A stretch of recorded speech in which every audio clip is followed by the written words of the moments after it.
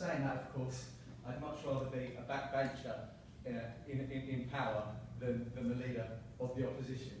And that's even more true a year later than when I said it in the meeting last year. But actually, Chair, the biggest honour that we have as councillors is to represent our community. So I want to take this opportunity to welcome all the new councillors, of whatever political colour you're in, to the most important role that a councillor can undertake. And it's one that none of us should take lightly. I do want to take a moment to thank the outgoing Chief Executive, Brian Keane, what he has done for this town. I've always found him a Chief Executive who's been approachable, who's always had the door open for me, whatever role I've taken in this council. And I've been in politics for a long time, Chair, inside and outside of this council, and I've had lots of different roles.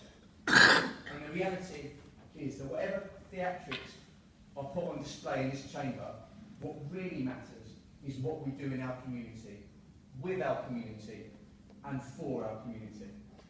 And sometimes when I see some of the theatrics in this chamber, the banging on the tables, the shouting, I'm reminded, and I look at Councillor Souter as I say this, and I appreciate he played a far higher level of football than I do. I'm reminded of amateur football when they roll around on the floor because that's how they've seen them behave in the Premier League. But the reality is, Chair, that actually it's those theatrics, if you talk to residents, you talk to the electorate, that's the bit they really, really don't like, and the things that I think we need to avoid. When we, as an opposition, do raise issues and concerns, we do it because these are the concerns of our residents and of our community. But we also want to talk about our vision for this town. We want Harlow to be a healthy town. We want it to be a happy town. We want it to be an aspirational town. And we want it to be a town that has a council that has a clear focus on green solutions. And I, as always, make a cross-party offer to Councillor Gunn and anyone on that side of the chamber that we will work with you to fight climate change. Yes, we want regeneration, and we welcome the £23.7 million investment secured by the last Labour administration to our town centre. And yes, we want our town maintained, and profits from the work that HTS do go back into our town, rather than in the pockets of private shareholders. And to members of the administration, I welcome the reassurances. But I urge any of you on that side of the chamber, if you believe as I do in the importance of HTS in its current form, please stand up. You have to wave a red flag, it's all right. Please stand up and support and fight for HTS. Because HTS doesn't just cut grass. It serves our community. It employs members of our community. And it's an integral part of our community. We also want a town, Chair, where the welfare of residents is a priority, through the good times and the bad. And let's be honest, recent times have been as bad as they come. However, we can't use the pandemic as an excuse for forever. We must ensure we get back to where we want to be, supporting our residents, no matter their gender, sexuality, religion, or ethnicity. But we must particularly ensure, Chair, we support those who don't usually have a voice. Our minority groups, those with disabilities, those who need us the most. We, as the opposition, speak with the voice of our residents. Yes, we will call out the administration when we see clearly misleading statements from the party opposite. Like councillors opposite claiming we never built any council houses, or simultaneously standing in front of some council houses that were built or start to be built under our administration. And we won't let the administration rewrite history about what this Labour council achieved in the wake of savage cuts to local authority finances from the government. And we won't let them rewrite the May elections either. The Conservatives may claim it was a victory for Conservatism. In fact, I see it as a 2-2 draw with an extra time winner. And why, Chair, was there an extra time winner?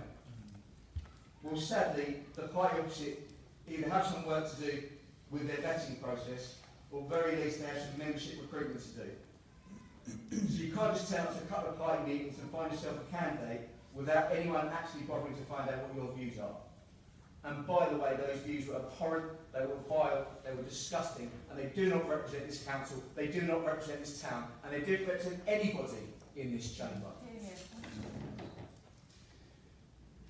However, Chair, and I do want to thank Councillor Kay Morrison, who has been through it this year, but I want to welcome her to the chamber and thank her for her question. Councillor Francis Mason did a great deal of work on the subject of equality, on diversity and inclusion.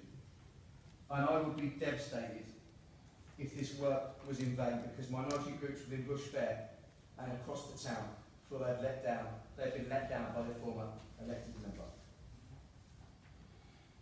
But as I say, Chair, I do want to end on a positive note. Despite what you may have read in the comment section of your Harlow, I'm actually a pretty positive guy. I live in the best town in the country. I have a lovely, and even more important, a very tolerant wife. I've also got the most handsome dog you've ever seen if you ever want to meet him. He's beautiful. But I'm also the leader of an incredibly talented group of local councillors who, to quote my least favourite politician at the moment, are already getting on with getting the job done. Of representing their residents and representing our town. Be it Councillor Griggs getting the doors of Sydenham House GP surgery open, Councillor Kay Morrison campaigning on the frankly bizarre proposed locations of 5G masts, Councillor Tony Edwards, who will keep fighting for the residents of Harlow to see improvements on our roads and our junctions, to Councillor Dunn and Councillor Lady Shears, who are already out knocking on doors in their wards, talking to residents, but more importantly listening to residents, and to Councillor Jean Clark, the mother of the Chamber Secretary, who continues to champion the importance of tackling climate change for this generation and for the next generation and for generations to come.